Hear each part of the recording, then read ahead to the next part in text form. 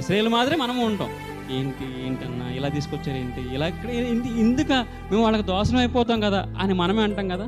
అలాగే అంటున్నారు ఇశ్రాయేలు కూడా, మేము వాళ్ళకి దోషం అయిపోతాం కదా, ఎందుకు మనం చావలేదు, ఈ అరణ్యమందు మేము ఎలా చావలేదు, మేము కత్తివాత పడినట్లు యెహోవా మమ్మును ఈ దేశంలోనికి ఎలా తీసుకుని వచ్చాను, మా భార్యలు మా పిల్లలు కొల్లపోవుదురు, తిరిగి ఐగుప్తుకు వెళ్ళుట మేలుగాదా, తిరిగి ఐగుప్తుకు వెళ్ళుట మేలుగాదా. అదేంటి, ఎర్ర సముద్రం దాటొచ్చేసావు కదా, ఆ గోడల మధ్య నడిచావు కదా, నీ ఎదుటగా ఉన్న ఆ ఆరిన నేల లేదా తడిగా ఉండవలసిన ఆ సముద్రపు నేల ఆరిన నేల అయిపోయిన తర్వాత నువ్వు నడిచి 3 రోజులు వచ్చిన తర్వాత నీకు ఆహారం పెట్టి నీకు ఆకాశ పూరేళ్లను పంపించి నీ యొక్క దాహమును తీర్చి అన్నీ చేసిన తర్వాత అన్నీ అనుభవించిన తర్వాత వాళ్ళు అంటున్నారు కదా, మేము ఒక నాయకుని పెట్టుకొని ఐగుప్తుకి వెళ్ళిపోవటం మేలు కదా అంటున్నారు. మళ్ళీ వాళ్ళు ఐగుప్తుకు పోవాలంటే ఎర్ర సముద్రం దాటాలి.